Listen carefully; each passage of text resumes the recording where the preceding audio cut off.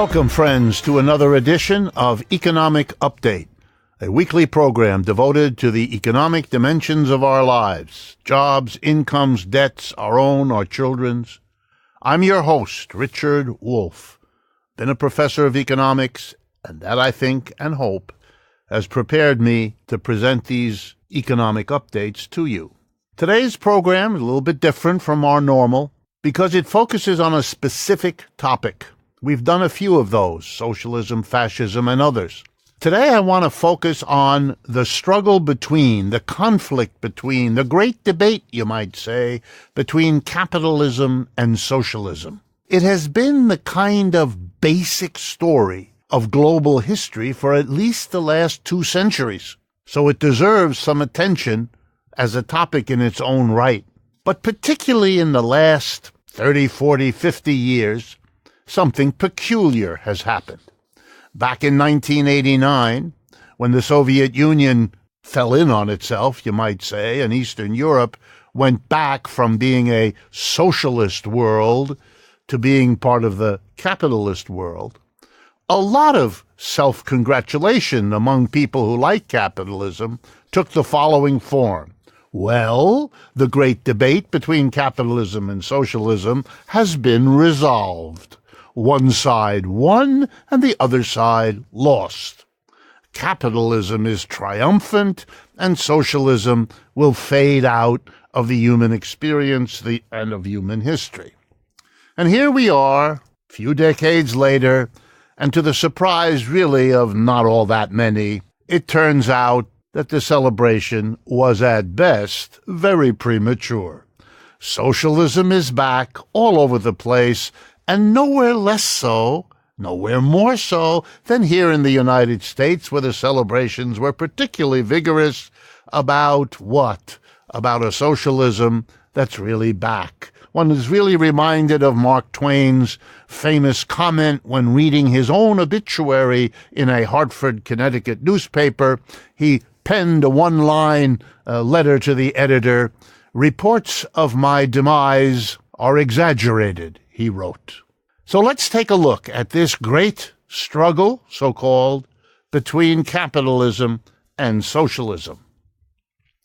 Not the least reason why it is such a confused and kind of inarticulate debate, a debate in which the two sides don't seem to even agree on what each of them represents, nor what the other one is that they're so opposed to. It can get really so confusing that it isn't that surprising that large numbers of people tune out of that debate as though it really were irrelevant. Now, I don't think it is, but I understand why others do. And so part of what we're going to be doing is looking closely at what exactly is being debated. And finally, we should have some sense of why there's this confusion. This isn't simply people not thinking clearly. That wouldn't be fair, and that's not true. Here's the reason. Capitalism has been with us at least 3 to 4 centuries. And I mean capitalism as an idea, but also capitalism as a reality, existing as it did at first as a national system in what we now call England, spreading from there to the rest of the British Isles, to the rest of Western Europe, then to North America, and eventually to become the global system we know today. So we have lots of examples of a capitalism that has been around for 3 or maybe a bit more centuries. Socialism is really quite new in comparison. It arose as a critique, as a resistance, if you like, to capitalism. It has an idea, yes, and that's older, maybe a century and a half or so, but in actual practice of trying to organize an economy, it's much younger. It's barely a century of experiences, and then only in a few places. Nothing as comprehensive and diversified as capitalism. And as socialism has spread over the entire world in the last 150 years or so, It has, of course, settled into very different countries at very different levels of economic, political, and cultural development, and so you get, you guessed it, a lot of diversity. Diverse forms of socialism, diverse forms of capitalism. And they're always changing, so a debate between them has to take a lot of variation into account, and an awful lot of people haven't the time or the interest or the attentiveness to take account of the differences. We are going to do that. Okay. A reasonable debate between two alternative ways of organizing a society, the capitalist way and the socialist way, ought to be mature enough, you might think, to say, let's look at the strengths and weaknesses of the one, and then let's look at the strengths and weaknesses of the other.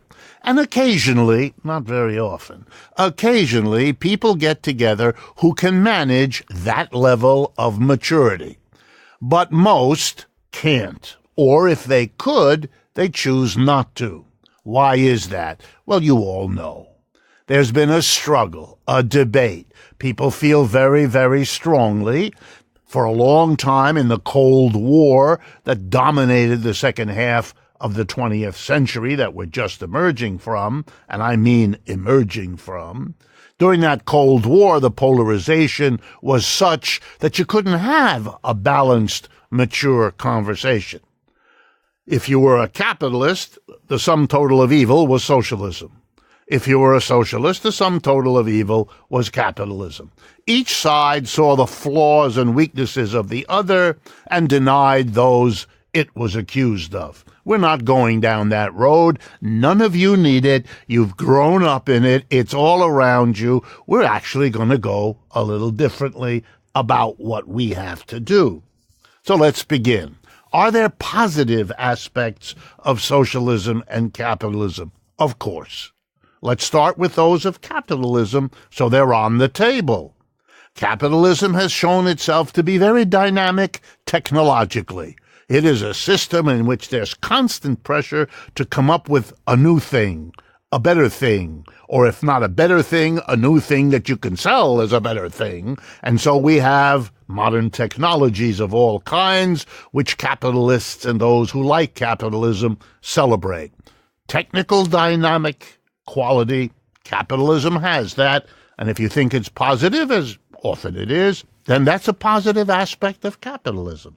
Here's another one. The rise of capitalism is the rise of the city, of the urban coming together of many different people into a cultural diversity that for many, myself included, is very attractive as a way to organize life. Capitalism has delivered urbanism, and that's a positive in many ways. And here's another one.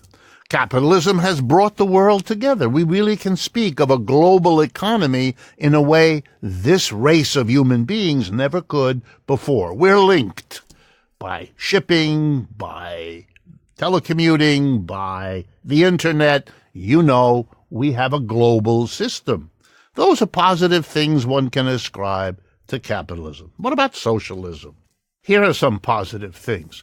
It has gone way further in the direction of egalitarianism, making us all equal in some fundamental set of ways than capitalism could. That's a nice thing. People are not as divided.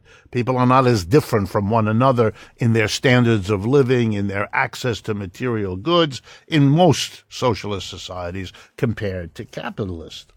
And if you're in the bottom half of the society in terms of poverty and access, well, then socialism has really lifted you up in a way that capitalism has not been able to do.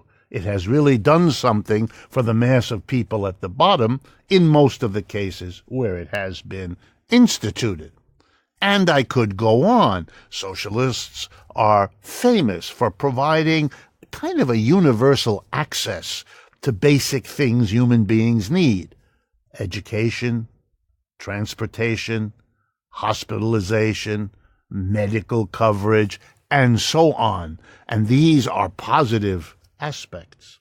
But let's now graduate. Assume that we are having a conversation in which we can mention the goods and the bads. What are some of the bads? Well, capitalism has had an awful lot to do with war. It's not unique. Other systems went to war.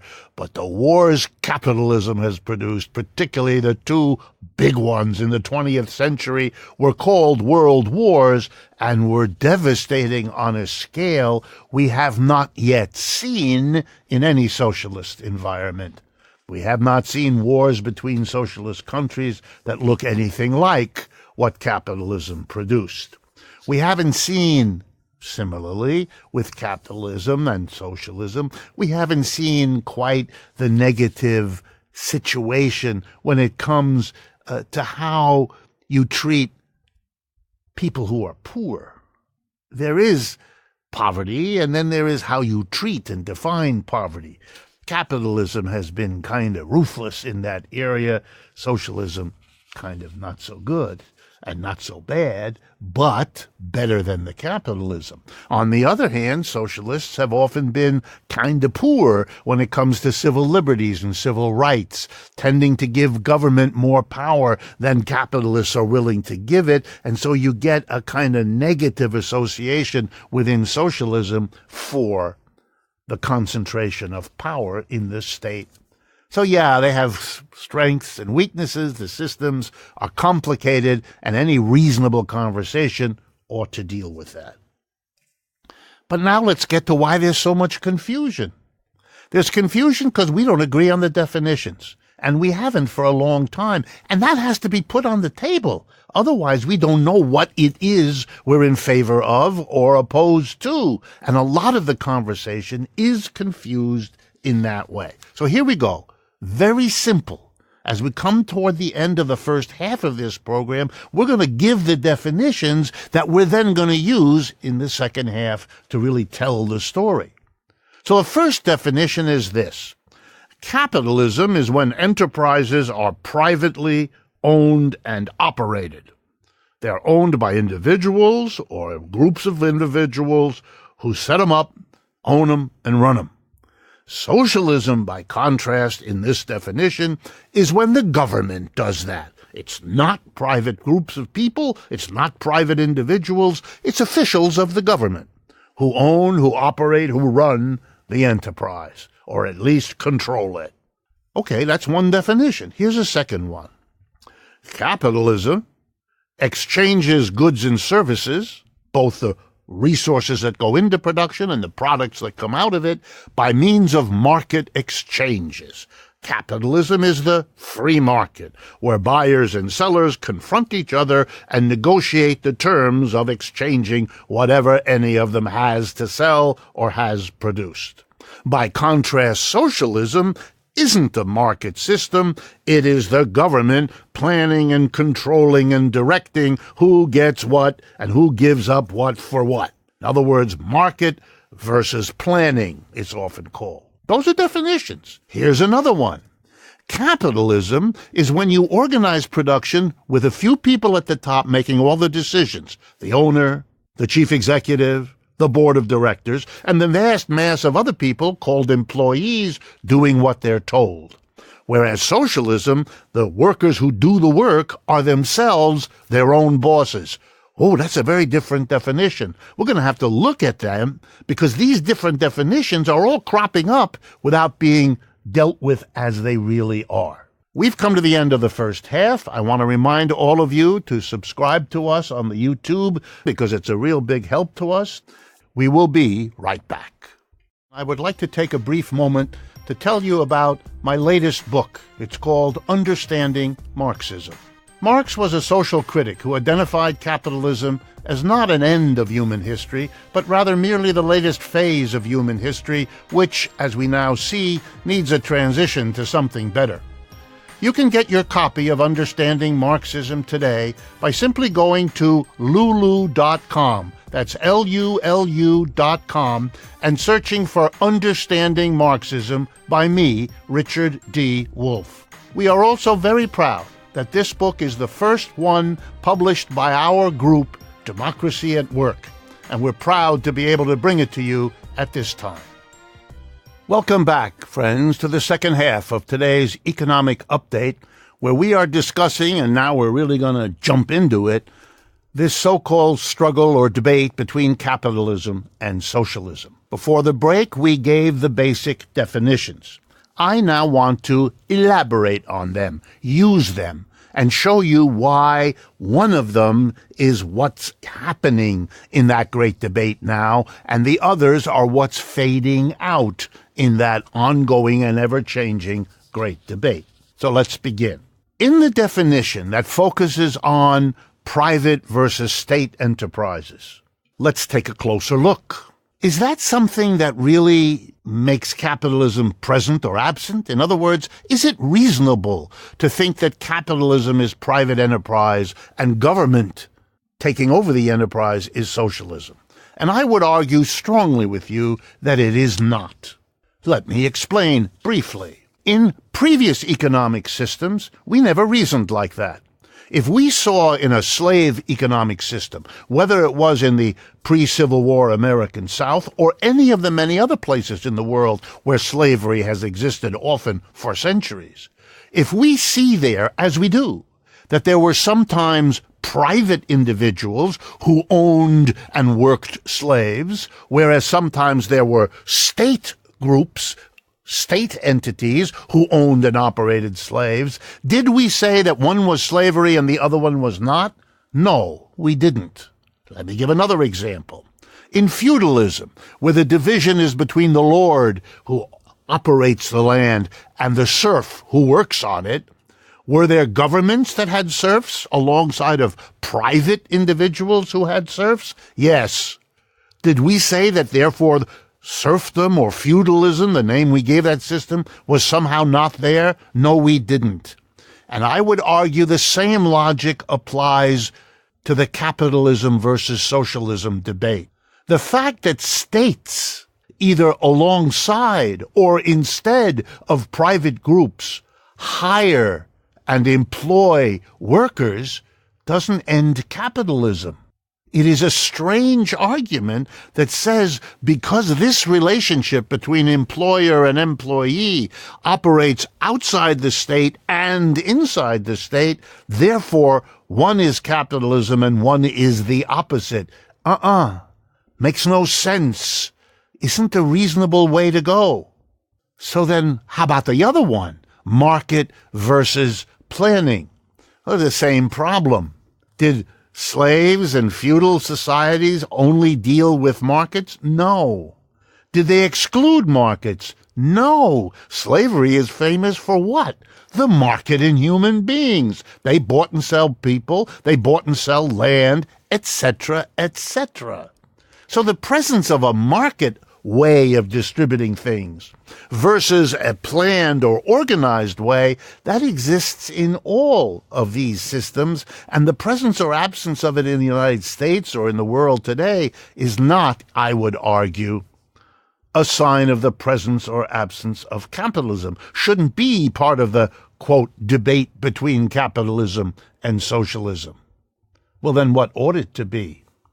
It ought to be about that third definition I gave you. It ought to be about what distinguishes a capitalist system from, say, the predecessor systems of feudalism and slavery. And that is the relationship between people in the act of producing the goods and services we all need.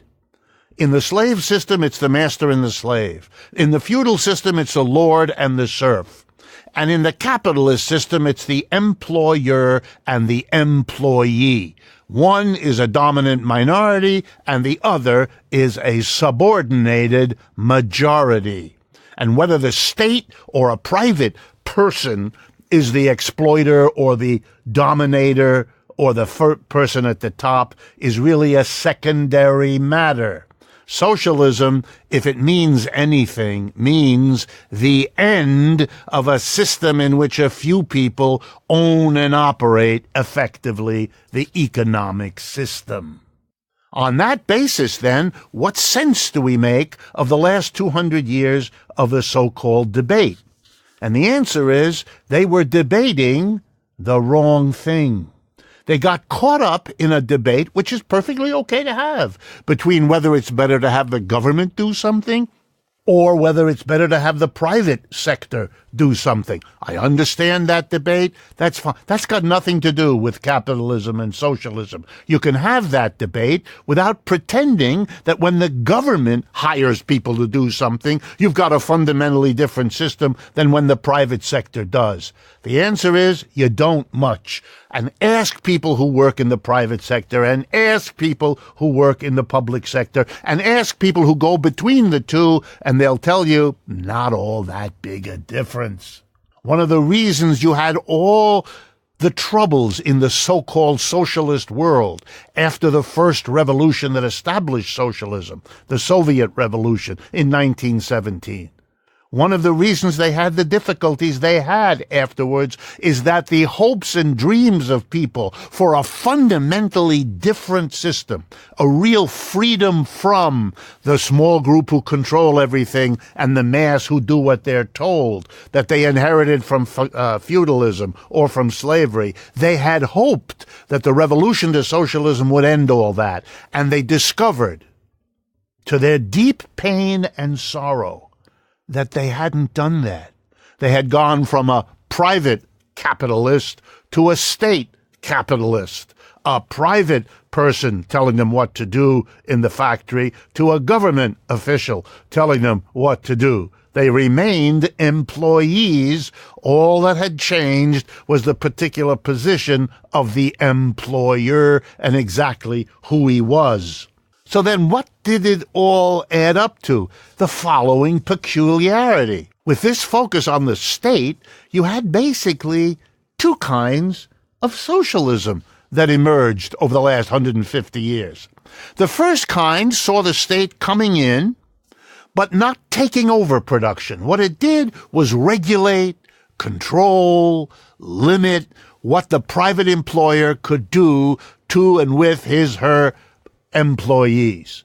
That's the kind of socialism we find in Scandinavia, in Western Europe. It's the kind of socialism that is often referred to as democratic socialism or social democracy. The government is brought in as a limit, as a shaper, as a context for what remains private employers and private employees. So that's one kind of socialism. The other one was when the state took a more interventionist, more active role. It didn't just regulate, it didn't just limit and control, it took over the enterprise. The state officials didn't tell the private employer what to do. They replaced the private employer and substituted state officials. And you know the examples of that: Russia, Soviet Union, People's Republic of China, Cuba, Vietnam, and so forth. There the government took a more active role. But again, whether the government limits private employers or itself becomes the employer, you still retain the employer-employee relationship. You're not really about capitalism versus socialism.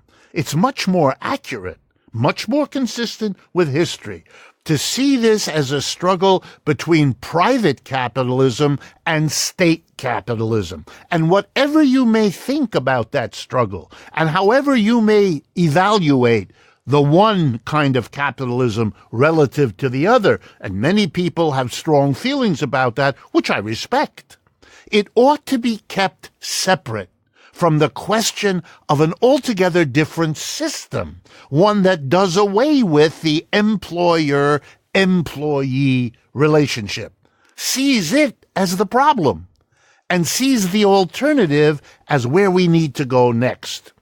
And what would that be? Let me rush to assure you, not some fanciful new idea, not something cropping out of my head or the head of anybody else, but something that is as old as the human race, and that needs now to be brought forward in a modern form to solve problems that the other systems, slavery, feudalism, and capitalism, could not solve. And the number one problem to make it all come together is the desire of human beings for democracy, for a society in which each of us counts, Each of us has value. Each of us has an equal say in making the decisions we have to make collectively if we're going to live in communities and not as isolated Robinson Crusoes on imaginary islands. To live together, to work together, this idea, we're all going to have a say. We're all going to have an equal say. We're going to come to our decisions collectively, working it out. It's this democratic idea that inspired, for the last several centuries, the decision by communities to do away with kings, to do away with emperors, to do away with people who thought they could and should lead the society and exclude the rest of us from equal participation or any participation at all. We fought for that in our communities, and now we are ready to fight for it in the workplace, where we spend most of our lives, at least as adults. 9 to 5, 5 days a week, whatever your regimen, the workplace is a crucial part of your life. And if you believe in democracy, if you understand that hunger, then you want a workplace that institutes democracy. And you know what that means? It means that socialism for such people is about doing away with employer-employee, doing something which has been called worker cooperatives for thousands of years. Communities of people carrying out production.